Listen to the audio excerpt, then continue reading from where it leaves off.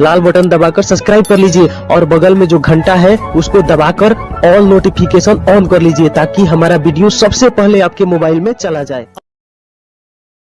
सहजराम जी, चुनाव डिक्लेयर हो गए हैं, आचार संहिता लागू हो गई है और चुनाव आयोग ने गाइडलाइन भी जारी कर दी कि किस तरह से चुनाव होगा और कैसे प्रचार प्रसार होगा।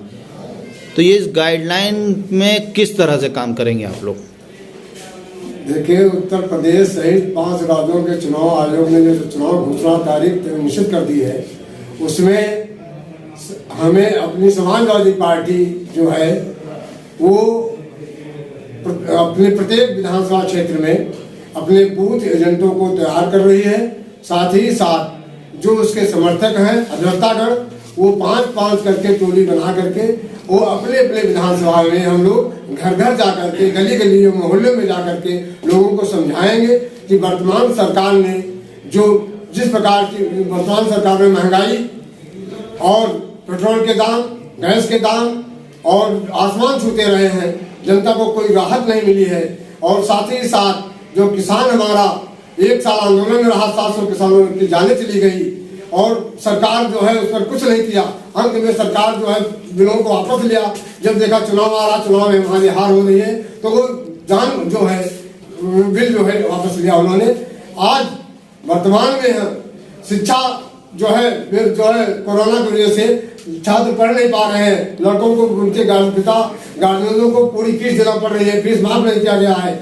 और जिस प्रकार से इन लोग भाजपा जो है गलत प्रचार करके जो कह रही है हम उज्ज्वला योजना कहा किया, लेकिन गैस के दाम क्या है, 1000 रुपया है, कहाँ किसको दिया है, कोई गैस बढ़ा नहीं पा रहा है। ये तमाम दिक्कतें आज जनता के सामने हैं। जनता, किसान, मजदूर, व्यापारी, वकील, छात्र, नौजवान सब परेशानी सरकार से हैं।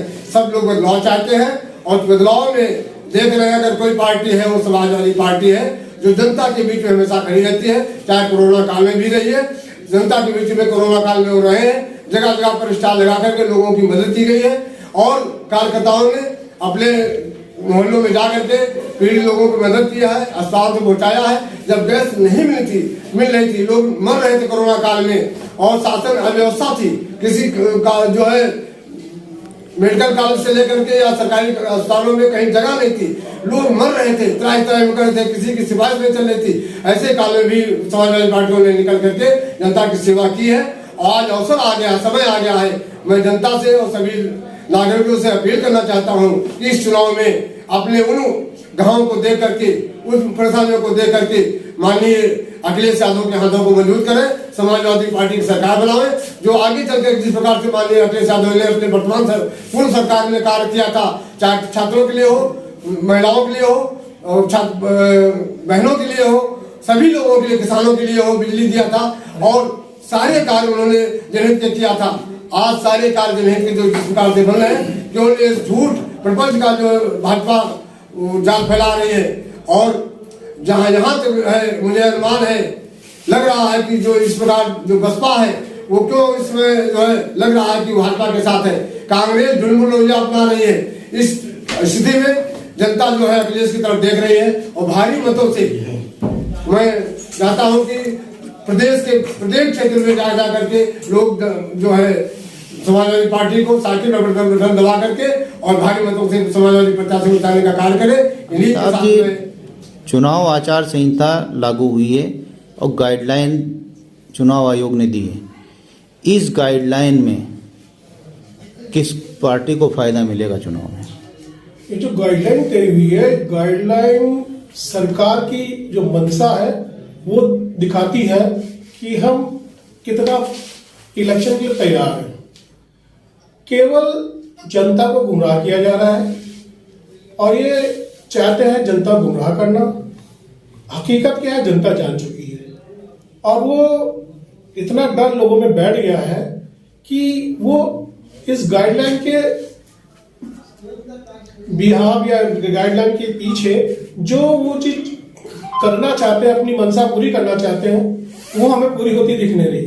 जनता बहुत जागरूक हो गई है, हर आदमी समझ गया है गाइडलाइन क्यों बनी है एंड वक्त। इसके पहले आपका बिहार में, बंगाल में इलेक्शन हुए हैं, वहां ऐसी कोई गाइडलाइन नहीं तय करी गई थी कि प्रचार प्रसार ना हो या इलेक्शन में कोई रोक हो या इलेक्शन किसी प्रकार का कोई अंतर विरोध हो। मतलब कहने का साफ साफ है कि इस समय इतनी जो सरकार है भय में आ गई है, जो भय में आकर ऐसे कदम उठा रही है जो उसके लिए ही उल्टे साबित हो रहे हैं और हर कदम पे वो नाकाम साबित हो रही है। तो ये जो कदम उठाया गया है कोरोना को लेके जो गाइडलाइन तैयार की गई है, मेरे समझ से ये इनके अगेंस्ट आ रही है कि अब जनता तो समझ रही है हमको ढकेला जा रहा है घर के अंदर, बाहर निकलने का मौका नहीं दिया जा रहा है। अब ये जो करना चाहते हैं, अब ये सोचे कि कोई समझेगा नहीं, सब आदमी पढ़ा लिखा है, समझदार है, अच्छी सोसाइटी में बैठता है, सभा में बैठता है, आप उसको बरगलाने की कोशिश करेंगे, उसको समझाने की कोशिश करेंगे, नहीं ऐसा नहीं हो पाएगा। उन लोग चर्चा हर गांव देहात में, कब्जे में, हर गांव में, हर ऑफिसों में लोग चर्चा कर रहे हैं। भाई चर्चा का विषय बहुत ऊंचे स्तर पे जा रहा है, आप लोग एक नीचे स्तर की राजनीति कर रहे हो। वो नीचे स्तर की राजनीति कभी कामयाब नहीं होती है। राजनीति हमेशा ऊपर उठ के की जाती है, नीचे राजनीति जो करेगा नीचे ही आदमी दब जाता है। तो ये जो आप गाइडलाइन तैयार कर रहे हो, इससे आपको कोई फायदा कहीं नजर नहीं आ रहा। इससे आप पोजीशन आपका स्ट्रांग हो रहा है और दिन पर दिन स्ट्रांग हो रहा है, उसका फायदा उसको मिल रहा है। तो मेरे समय से जो गाइडलाइन तैयार करिए, इसका ये बेईमानी है, इसका कोई मतलब नहीं है। ये अपोजिशन को मजबूत करेगी, उनकी सरकार बनाने में सहयोग। मुन्ना सिंह जी, चुनाव डिक्लेयर हो गए हैं और नई गाइडलाइन भी चुनाव आयोग ने जारी कर दी है। इस गाइडलाइन के चलते क्या चुनाव निष्पक्ष हो पाएंगे या चुनाव में कुछ गड़बड़ी भी हो सकती है? कि चुनाव प्रक्रिया शुरू हो गई है। चुनाव आयोग ने 7 चरणों में उत्तर प्रदेश का चुनाव घोषित कर दिया है और साथ में कोरोना काल को देखते हुए अपनी गाइडलाइन भी जारी की है। ये सही है कि कोरोना जैसी महामारी में पहले भी देश बहुत संघर्ष से गुजरा है और कोरोना को देखते हुए एहतियात भी आवश्यक है, लेकिन साथ में चुनाव भी आवश्यक है। चुनाव होना है, सरकार बनना है, प्रदेश के भविष्य का सवाल है।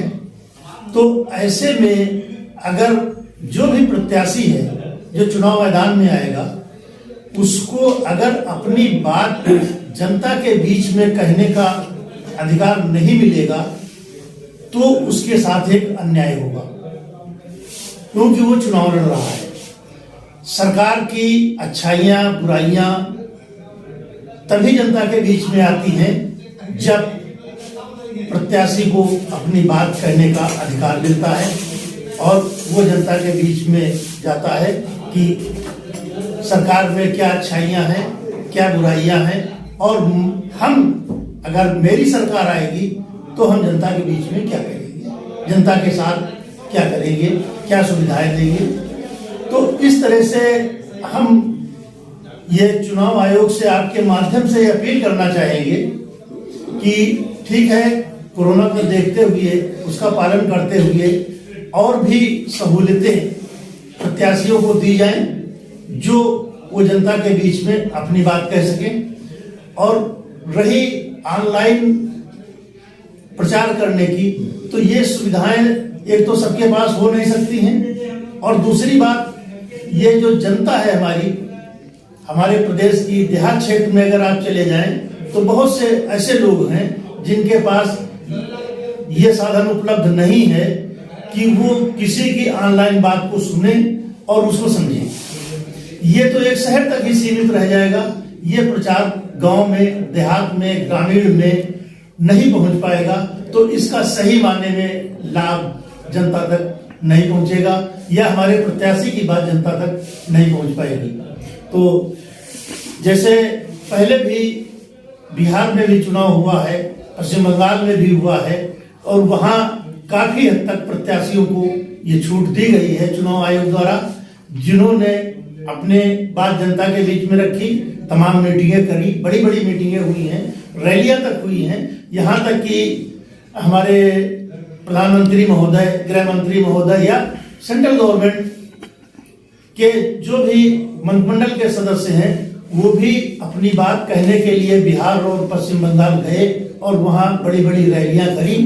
तो जबकि उस समय भी कोरोना बड़े पैमाने पर फैला हुआ था, तो जब बिहार और बंगाल में प्रचार करने की सुविधाएं चुनाव आयोग द्वारा दी जा सकती हैं, तो वो सुविधाएं उत्तर प्रदेश में भी देना चाहिए, जिससे आज की सरकार की जो नाकामियां हैं उनको जनता के बीच में उजागर की जा सके और आने वाले समय में भविष्य में जो भी सरकार बनाने का दावा करें वो जनता को क्या लाभ देंगे, ये बात कहने का भी अधिकार उनको मिलना चाहिए।